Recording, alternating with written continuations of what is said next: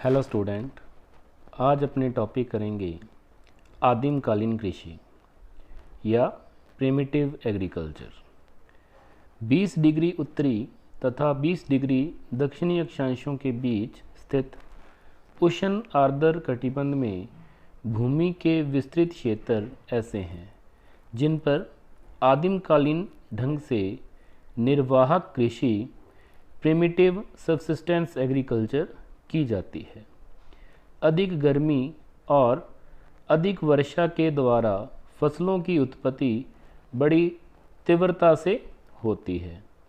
इन क्षेत्रों में उत्पन्न की जाने वाली फसलें रतालू या जिसे अपने याम कह देते हैं, मैनियोक, केला, शकरकंद, ज्वार बाजरा आदि है। वहाँ का निवासी कृषक केवल उतनी ही भूमि पर खेती करता है जिससे उसके परिवार के जीवित रहने के लिए आवश्यक भोज्य पदार्थ मिल जाए। अतः वहाँ बचत उत्पादन नहीं होता है। वहाँ के मनुष्य की आवश्यकताएं अपेक्षाकृत थोड़ी और साधारण होती है। आवश्यकताओं की कुछ वस्तुएं प्राकृतिक वातावरण से मिल जाती हैं, अतः वहाँ अधिक उत्पादन के लिए कोई प्रोत्साहन नहीं होता। आदिम प्रकार की निर्वाह कृषि के मुख्य क्षेत्र निम्न हैं। जैसे पहला, दक्षिणी अमेरिका में अमेज़न नदी का बेसिन। दूसरा, अफ्रीका में कांगो नदी का बेसिन। तीसरा, दक्षिणी पूर्वी एशिया में सुमात्रा, बोर्नियो, न्यू गिनी और थाईलैंड, मलेशिया, कंबोडिया तथा म्यांमार के आंतरिक भाग हैं। इस प्रकार की कृषि में अलग अलग प्रदेशों में विभिन्न प्रकार की फसलें उत्पन्न होती है, जैसे कि मध्य अमेरिका और दक्षिणी अमेरिका में अन्न की फसल में मक्का उत्पन्न की जाती है। अफ्रीका में बाजरा तथा ज्वार उत्पन्न किए जाते हैं और दक्षिणी पूर्वी एशिया में पहाड़ी चावल उत्पन्न किया जाता है। रतालू, शकरकंद, मैनियोक आदि सभी स्थानों पर होते हैं। निर्वाह कृषि के दो उपभेद स्थानांतरी कृषि या शिफ्टिंग कल्टीवेशन और दूसरा स्थायी आदिमकालीन कृषि सेडेंटरी प्रिमिटिव एग्रीकल्चर हैं, जिनका अपने विवरण आगे पढ़ेंगे। तो सबसे पहले है स्थानांतरी कृषि या शिफ्टिंग कल्टीवेशन। इस प्रकार की कृषि आधुनिक विकास से बिल्कुल अछूती होती है। यह कृषि का वह प्राचीन रूप है जिसमें कृषि का प्रारंभ किया गया था। वर्तमान समय में भी इस प्रकार की कृषि विश्व के अनेक प्रदेशों में प्रचलित है। मुख्य रूप से उष्णकटिबंध में स्थित दक्षिणी अमेरिका में अमेज़न बेसिन, मध्य अफ्रीका, पूर्वी दक्षिणी एशिया के द्वीपों के आंतरिक क्षेत्रों में स्थानांतरणशील कृषि की जाती है। मलाया, थाईलैंड, म्यांमार तथा उत्तरी पूर्वी भारत के पर्वतीय क्षेत्रों में इस प्रकार की कृषि व्यवस्था मिलती है। स्थानांतरणशील कृषि अनेक स्थानीय नामों से पुकारी जाती है। मलेशिया व इंडोनेशिया में इसे लादांग, फिलीपींस में कैनगिन, श्रीलंका में चीना, रोडेशिया में मिल्पा, सूडान में नगासू, भारत में झूमिंग आदि नामों से पुकारा जाता है। यूरोप में नए प्रस्तर युग में इसे स्वीडन कहा जाता था, जिसका अर्थ है वनों को जलाकर कृषि करना। भारत में इस प्रकार की कृषि पूर्वोत्तर आदिवासी क्षेत्रों में की जाती है। यहाँ उसे झूम कृषि, पेंडा कृषि या दिप्पा कृषि के नाम से पुकारते हैं। ये सभी प्रदेश यहाँ स्थानांतरणशील कृषि व्यवस्था पाई जाती है, उष्ण आर्द्र जलवायु कटिबंध में स्थित है। इन प्रदेशों में सघन वनस्पति उगती है, जिसको साफ करके खेत बना लिए जाते हैं तथा 4 या 5 वर्ष कृषि करके उन्हें छोड़ दिया जाता है तथा दूसरे स्थान पर वनस्पति को साफ करके वहाँ खेत बना लिए जाते हैं।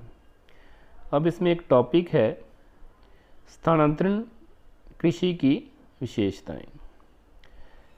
तो विशेषताओं में अपने देखें, पहली, खेत बिखरे हुए तथा जंगल में घिरे होते हैं, क्योंकि जंगल को साफ करके भूमि को कृषि योग्य बनाया जाता है तथा खेत 2 या 3 वर्ष में या 4-5 वर्ष में बदलते रहते हैं। दूसरी विशेषता है, यह कृषि प्रारंभिक दशा का द्योतक है। तीसरी विशेषता, कृषि में मनुष्य का श्रम ही सर्वोपरि होता है। केवल कुदाल, हंसिया, खुरपी आदि पुरातन यंत्रों का प्रयोग होता है। पशुपालन का अभाव ही होता है तथा खेतों में खाद का उपयोग नहीं होता। प्रत्येक परिवार प्राय मुर्गी पालन अथवा सूअर पालन करता है। अगला पॉइंट, यहाँ के कृषकों की व्यक्तिगत भूमि नहीं होती, भूमि संपूर्ण गांव की होती है। कोई भी मनुष्य कहीं भी भूमि साफ करके खेत बना लेता है। अगला पॉइंट, यह कृषि निर्वाह मूलक होती है तथा केवल खाद्य फसलों को ही उगाया जाता है, जैसे मक्का, ज्वार, बाजरा तथा धान। मैनियाक, याम, गन्ना, गौन उपजे हैं। मूंगफली, सेम व सब्जी फल भी उगाए जाते हैं। इसके बाद अपने बात करें अगले पॉइंट की, तो कृषि कार्य में किसान का संपूर्ण परिवार लगा रहता है और प्रति हेक्टेयर पैदावार अत्यंत कम होती है। अगले पॉइंट की अपने बात करें तो यह कृषि अत्यंत कम जनसंख्या वाले व अधिक वर्षा के क्षेत्रों में की जाती है। इस कृषि प्रणाली के अंतर्गत भूमि की उर्वरा शक्ति का ह्रास शीघ्र होता है।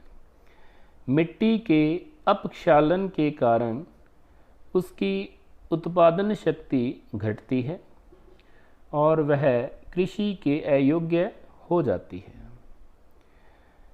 अगला पॉइंट है इसमें, साफ की गई वनस्पति अनियंत्रित रूप से पुनः उगने लगती है, यह कृषि में बाधक होती है और यह अर्थव्यवस्था अस्थिर जीवन का प्रतीक है। एक स्थान की भूमि कृषि के अयोग्य हो जाने पर वहाँ के निवासी नई भूमि को साफ करके नए स्थानों पर आवास बनाते हैं। अतएव निवासियों का जीवन भी स्थानांतरणशील होता है। नेक्स्ट पॉइंट, इस अर्थव्यवस्था को अपनाने वाली रूढ़िवादी अशिक्षित लोग अपनी परंपरागत कृषि पद्धति को छोड़ने को तत्पर नहीं होते। बाहरी लोगों से भी प्राय ये कम संपर्क रखते हैं। कृषि में रासायनिक पदार्थों का भी उपयोग नहीं किया जाता है।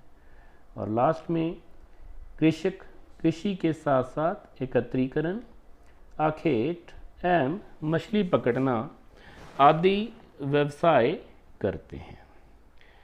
दूसरी प्रकार की कृषि है स्थायी आदिमकालीन कृषि।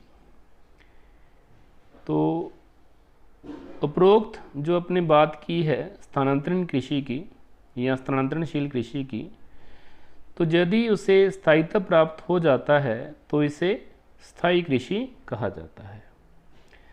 प्रारंभिक स्थायी कृषि तथा स्थानांतरणशील कृषि में केवल यही अंतर होता है। इस प्रकार की कृषि भी विश्व के उन्हीं प्रदेशों में की जाती है यहाँ पर स्थानांतरणशील कृषि होती है। स्थायी कृषि के मुख्य क्षेत्र आर्द्र उष्णकटिबंधीय मैदानी भाग हैं, जहाँ अपेक्षाकृत अधिक सघन आबादी पाई जाती है। उर्वर जलोढ़ मिट्टियों में खाद्यान्नों की कृषि सरलता से की जाती है।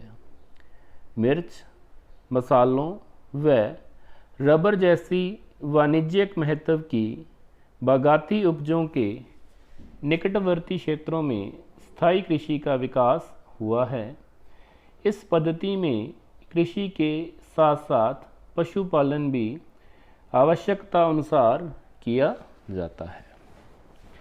स्थानांतरणशील कृषि की अंतिम दशा में जब मानव पशुपालन करके पशुओं के गोबर को खाद के रूप में प्रयोग करने लगता है तो उसके खेतों में निरंतर उत्पादन होने लगता है, तथा दूसरा कि फिर वह भूमि को बार बार साफ करने से बचना चाहता है। अतः गोबर के साथ साथ अन्य कूड़ा करकट को भी खाद के रूप में प्रयोग करने लगता है और कृषि शक्ति के लिए स्थायी रूप से पशुओं का उपयोग होने लगता है और इसके साथ साथ ही प्रति हेक्टेयर उत्पादन में कुछ वृद्धि हो जाती है जब मनुष्य स्थानांतरणशील अवस्था से स्थायी अवस्था में प्रवेश या स्थायी कृषि में प्रवेश करता है या स्थायी रूप से कृषि करने लगता है।